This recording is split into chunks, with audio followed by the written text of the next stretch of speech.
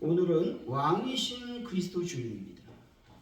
교회력의 가장 마지막 주일이며 교회력의 첫 시작인 대림주일 바로 앞에 놓이게 된 것이죠. 다소 왕이신 그리스도 주일이 생소한 이유는 그 역사가 매우 짧기 때문에 그렇습니다. 왕이신 그리스도 주일은 로마 가톨릭, 성공회, 루터교, 장로교와 기타 회중교회들 그리고 감리교회 등에서 활발하게 기념되고 있습니다. 왕이신 그리스도 주일이 처음으로 제정된 것은 1925년 교황 피우스 11세 때였고 1926년 10월 마지막 주일에 처음으로 시행이 되었습니다. 제정된 이유는 1925년에 당시 이탈리아의 국무총리 무솔리니가 스스로 자신을 최고의 통치자를 뜻하는 두체라는 칭호를 사용하면서 파시즘을 확대시켰기 때문에 그렇습니다. 그리고 독일과 전 세계를 공포로 몰아갔던 히틀러의 폭력 앞에서 수많은 교회들이, 특별히 기독교인들이 떨고 있었다는 것입니다. 이때 예수 그리스도가 이 땅의 진정한 통치자임을 상기시키기 위해서 제정한 것이 왕이신 그리스도 주일인 것입니다. 제2차 세계대전이 끝나고 제2차 바티칸 예배개혁 운동이 진행되면서 왕이신 그리스도 주일이 더욱 주목을 받게 되었던 것입니다.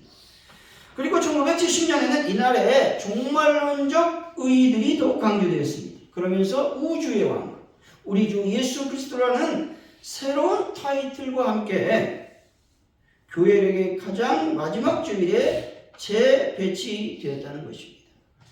이 세상 마지막 날에 왕권을 가지고 모든 것을 심판하러 다시 오실 예수 그리스도를 기념하는 날이 오늘이라고 하는 것입니다. 이러한 구속사적 구성을 대환영하면서 성공회, 루터교, 장로교, 감리교회와 기타 많은 개신교회들이 왕이신 그리스도 주일을 기념하면서 공동 성소 정과에 포함시키고 있다는 것입니다. 왕이신 그리스도 주일을 가장 강조하는 교단은 러시아의 정교회라고 하는 것이죠. 이 글은 기독공부에서 영남신대 김명길 교수님의 글입니다. 여러분, 왕이신 그리스도를 항상 찬양하며 다시 오실 예수님을 경배하는 분들이 다 되시기를 바랍니다. 요한계시록 19장 11절에 이렇게 말씀하죠. 또 내가 하늘이 열리는 것을 보니 보라 백마와 그것을 탄 자가 있으니 말씀합니다. 여기서 나오는 백마 탄 자는 누구를 말씀합니까? 예수 그리스도를 말씀하죠. 요한계시록 19장 16절이죠. 그 옷과 그 다리에 이름을 쓴 것이 있으니 만왕의 왕이요 만주의 주라 하였더라 말씀합니다. 계시록에서 나타난 예수의 모습은 왕으로 묘사되고 있다는 것입니다. 재림하실 때 예수 그리스도께서는 계시록에 증거한 그 말씀 그대로 왕으로 오실 것입니다. 그리고 이 땅에 있는 적그리스도의 세력, 즉 모든 악한 세력과 죄인들을 철장으로 쳐서 부술 것이며 또한 하나님의 은혜 가운데서 악인들을 멸하게 될 것입니다. 복음서에서는 예수님을 어떻게 표현하고 있죠? 아무 생각 없으시죠? 복음서는 세상 죄를 지고 가는 어린 양으로 표현되고 있잖아요. 이게 핵심입니다. 예수님의 말씀을 이렇게 말씀하고 있죠. 그리고 선한 목적으로 이렇게 예수님을 표현하고 있다는 것입니다. 반면에 계시록에서는 만왕의 왕이자 만주의 주로 예수님을 보여주고 있다는 것이죠. 계시록이 그린 예수님의 모습은 참으로 강하고 위험 있는 모습이라고 하는 것이죠.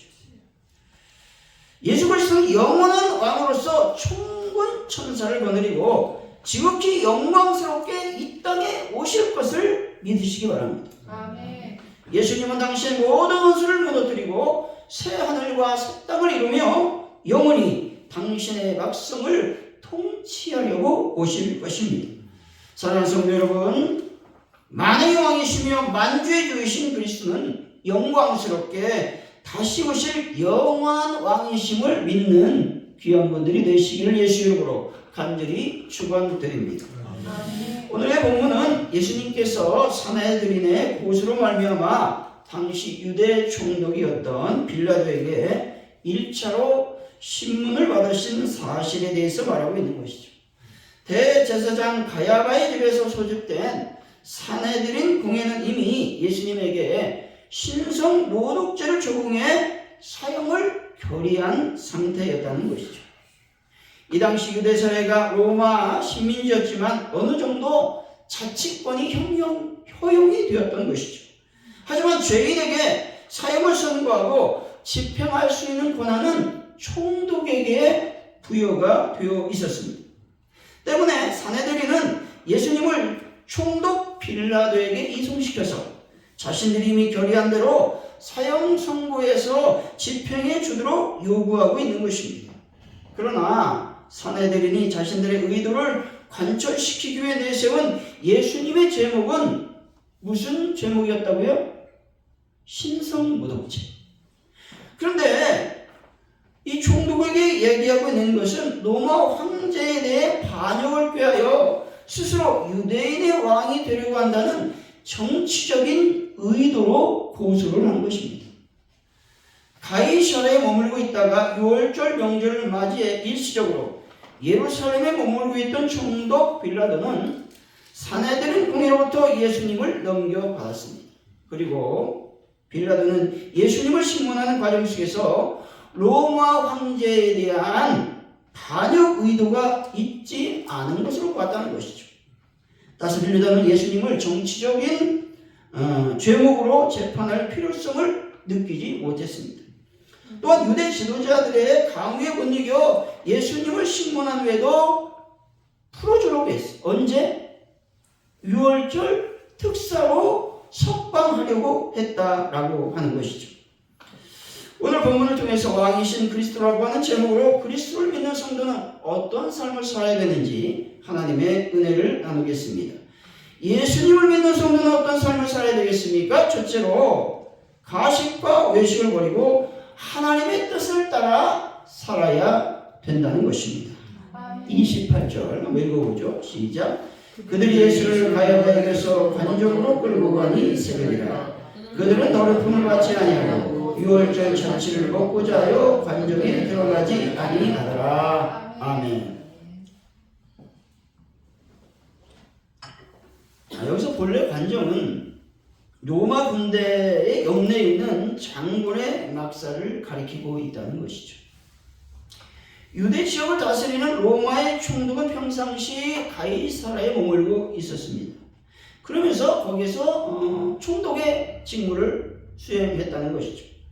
그러나 6월절과 같은 대축제일의 총독은 식민지 백성의 소유를 예병하거나 진압하기 위해서 예루살렘에 머물고 있었습니다.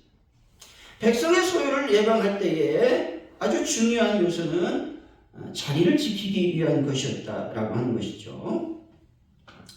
이때 관정은 총독이 머물렀던 관저, 다시 말해서 우리 말하면 사택쯤이라고 말할 수 있는 것이죠.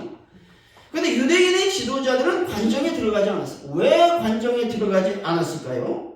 이방인의 집에 들어가 부정을 범하기 때문에 그렇습니다. 그러면 무엇을 하지 못해요? 6월절 잔치에 참여하지 못하게 되는 일이 발생하는 겁니다. 그래서 관정 안으로 들어가지 않았다는 겁니다. 이방인의 집에 들어가면 부정하게 된다라고 하는 것은 구약의 율법에 따른 규정이 아닙니다. 이 규정은 랍비들이 정인 규정이었는데 일반 유대인들은 이 규정을 따라 행했다라고 하는 것이죠. 하여튼 유대 종교 지도자들은 빌라도와 그의 관정을 부정하게 여겼다는 것이죠. 그래서 예수님을 고소하기 위해 관정 앞까지 끌고 왔는데 관정 안으로는 들어가지 않았습니다. 왜냐하면 유월절을 하루 남겨둔 시점에서 자신들이 부정하게 되는 것을 피하기 위해서였다라는 것이죠. 유대 종교 지도자들은 하나님의 뜻을 따라 행하지 않고 자신들의 규정, 규례, 관습에 따라 행했다는 것이죠. 하나님의 뜻은 무엇일까요? 예수님을 죽이는 것이 하나님의 뜻입니까? 아닙니다. 예수님을 나의 구주, 나의 하나님으로 영접하는 것이죠. 예수님을 메시아로 인정하고 그분을 숨기는 것이 하나님의 뜻인 것입니다. 그런데 유대 종교 지도자들은 자신들의 입지와 권력을 유지하기 위해 예수님을 호소하여 죽이고자 한 것입니다. 그들 마음속에 사악한 사단의 탈을 숨기고 예수님을 죽이고자 했던 것입니다. 유대 종교 지도자들은 하나님을 섬긴다고 하면서 하나님의 뜻을 행하지 않는 사악한 사단의 행동을 서슴지 않았다라고 하는 것이죠. 자신들은 정결, 경건을 지킨다고 하면서 진정한 경건이시고 또 성결이신 예수님을 따르지 않고 있다는 것이죠. 이런 행동은 어찌 보면 회칠한 무덤과 같이 겉모양만을 꾸미는 그런 행동인 것이죠. 다시 말해서 겉모양하면 마음을 쓰고 있는 가식의 모습이라고 하는 것이죠. 꽃게철이 지나가고 있어요. 꽃게탕 드셨어요? 제철 음식을 많이 드셔야 건강하게 된다는 거예요. 건강할 수 있는 것은 하나님의 말씀을 먹는 것이 더 건강하게 될 줄 믿습니다. 여러분, 꽃게가 성장하려면 허물을 몇 번 벗을까요? 10번을 벗어야 된다. 어느 정도 크게 되면 크기에 비해서 허물을 벗어야 된다는 것이죠. 그렇게 10번을 벗어야 제대로 된 큰 꽃게로 성장하게 된다는 것이죠. 마찬가지로 사람도 마찬가지라는 것이죠. 성숙한 성도, 성장하는 삶을 살려고 한다면 내면에 헛되고 거짓된 허물을 계속 벗어내야 하는 것입니다. 내가 아닌 내가 자꾸 나를 감싸는 것을 벗고 외식의 비닐을 계속해서 벗어야 진실한 사람이 되는 것입니다. 거룩한 옷을 입고 거룩한 말을 하며 거룩한 사람들과 만날지라도 내면이 거룩하지 못하면 거룩한 것이 아닙니다. 이들은 다만 거룩한 척 하는 것이죠. 내면이 거룩할 때 진정한 거룩한 자라고 하나님께서 칭찬해 주실 것입니다. 하나님의 뜻은 거룩한 척 하는 것이 아니라 진정 내면으로부터 거룩해 지닌 것임을 믿으시기 바랍니다. 그렇게 되면 내 삶이 거룩한 삶을 살아갈 수 있게 되는 것입니다. 거룩이라고 하는 문자적 의미는 구별되다라는 의미를 지니고 있죠.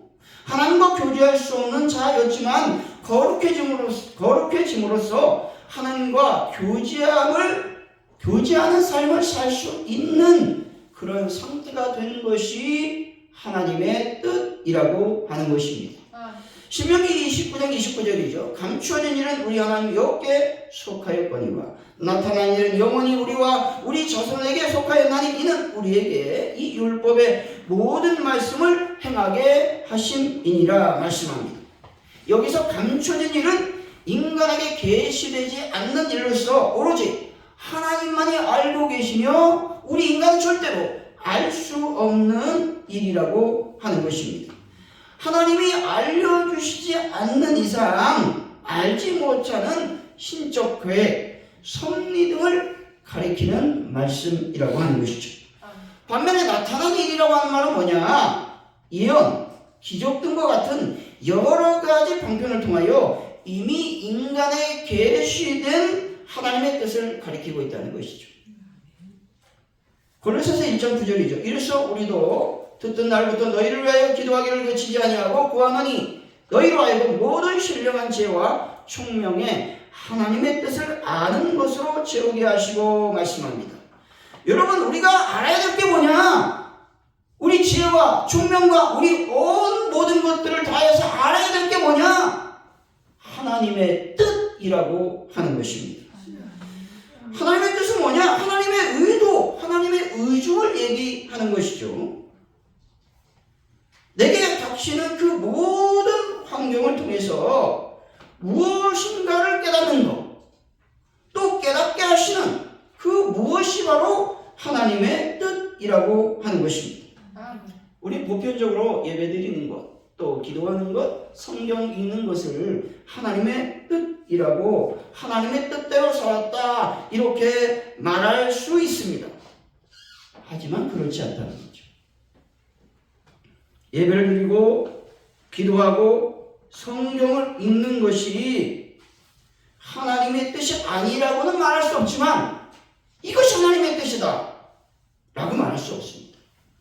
예배를 드린 대로, 기도한 대로, 성경을 읽고 은혜 받은 대로 행해야 하나님의 뜻이라고 하는 것입니다. 왜냐하면 우리가 행위 자체에 의미를 두고 행위를 했느냐 안 했느냐에 따라서 하나님의 뜻을 찾게 된다면 대제사장이나 바리새인과 같은 사람들은 누구보다 하나님의 뜻대로 행동한 사람들로 인정해야 되기 때문이죠.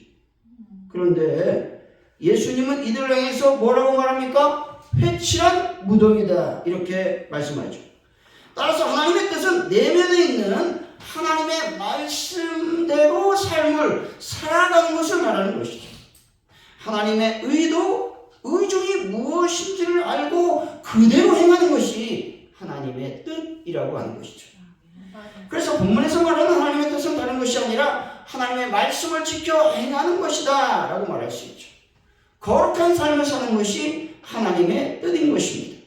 다시 말해서 가식과 외식을 버리고 내면의 거룩을 따라 거룩한 삶을 사는 것이 하나님의 뜻인 것이죠. 건강을 잃고 사업에 실패했을 경우 이것을 통해서 하나님을 알게 되는 그것, 바로 하나님의 뜻이라고 하는 것이죠. 출애굽한 이스라엘 백성들이 광야에서 하나님의 어떤 분이신가를 깨닫는 그것이 바로 하나님의 뜻인 것이죠. 사랑하는 성도 여러분, 규례를 따라 가식적이고 외식적인 신앙생활에서 벗어나 진정 하나님의 뜻을 따라 살아가는 분들이 되시기를 예수 이름으로 간절히 축원드립니다. 예수님을 믿는 성도는 어떤 삶을 살아가야 되겠습니까? 둘째로 세상으로부터 미움을 받아도 절대로 두려워하지 말아야 되는 것입니다. 30절이죠. 한번 읽어봅니다. 시작. 대답하여 이르되 이 사람이 행악자가 아니었더라면 우리가 당신에게 넘기지 아니하였겠나이다. 아멘.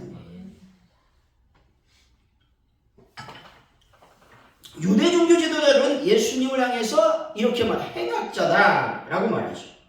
이 말은 누가 보아도 모함인 것이죠. 왜냐하면 수많은 사람들에게 예수님께서 말씀을 가르치고 병자를 고치는 자리에 있었습니다. 그런데 예수님이 절대로 악을 행하지 않았습니다.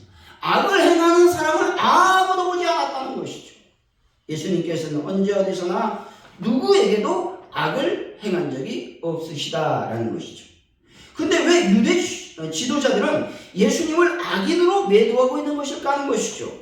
그것은 바로 예수님께서 세상에 속한 분이 아니었기 때문에 그렇습니다.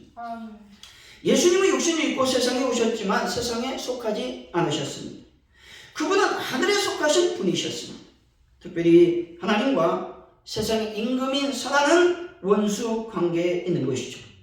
그러므로 세상 사람들이 하나님께 속한 예수님을 미워하는 것은 당연한 것입니다.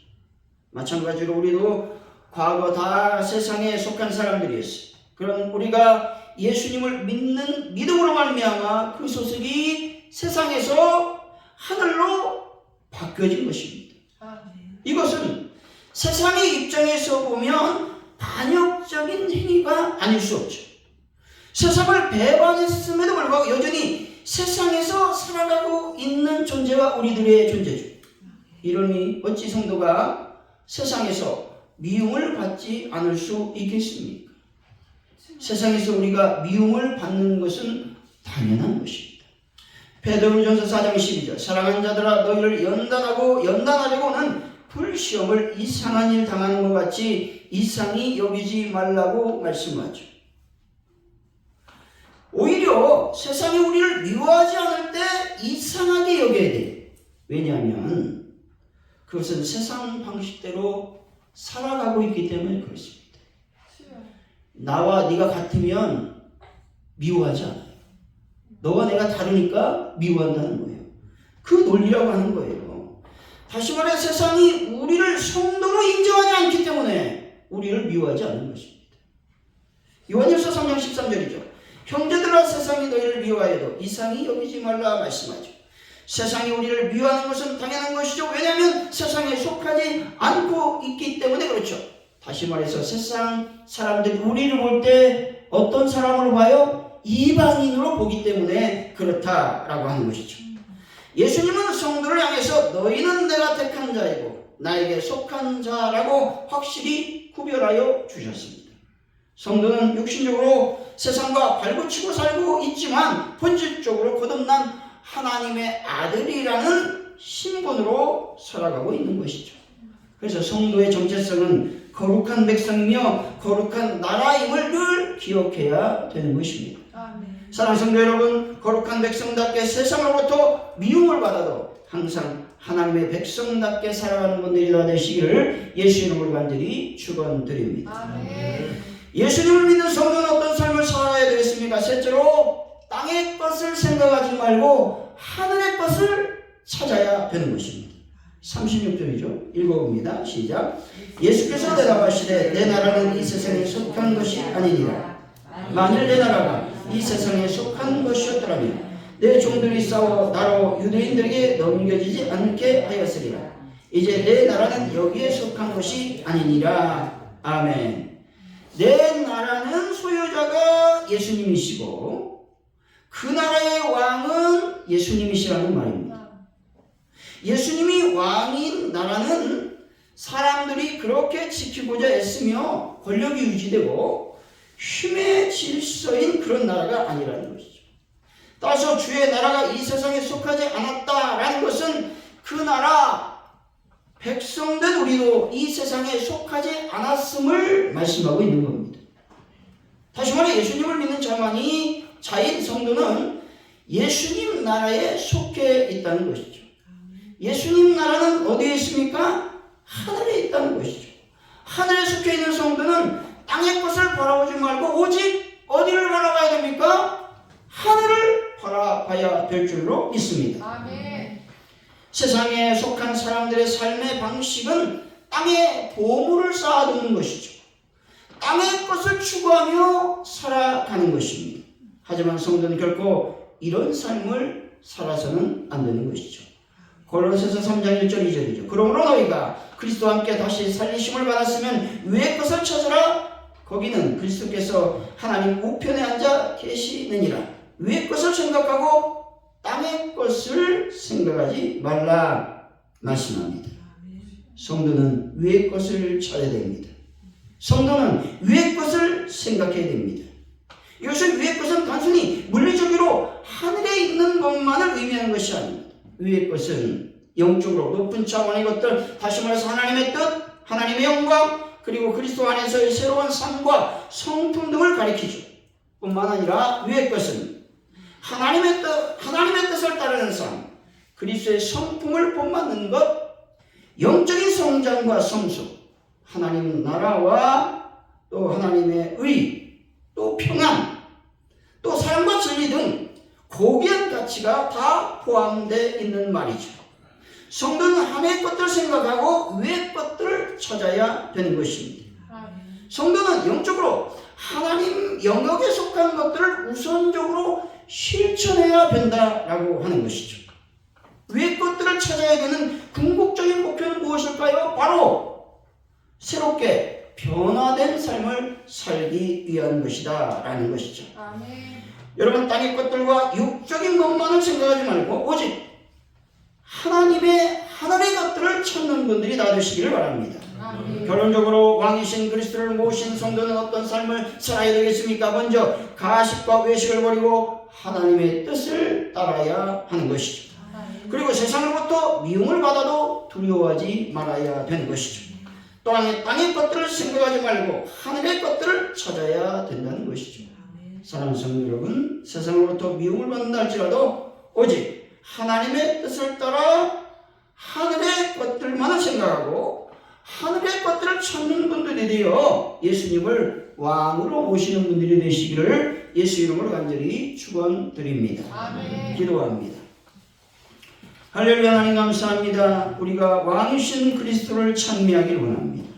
왕이신 그리스도를 경배하길 원합니다. 하나님, 우리가 어떻게 살아야 되겠습니까? 하나님의 뜻을 따라 살길 원합니다. 세상에서 담대하게 살아가길 원합니다. 특별히 하늘의 것들을 찾는 자들이 되게 하여 주옵소서. 그래서 이 땅에서 예수 그리스도의 증인으로의 삶을 살아갈 수 있는 은혜를 더하여 주옵소서. 감사합니다. 예수님의 이름으로 기도하옵나이다. 아멘.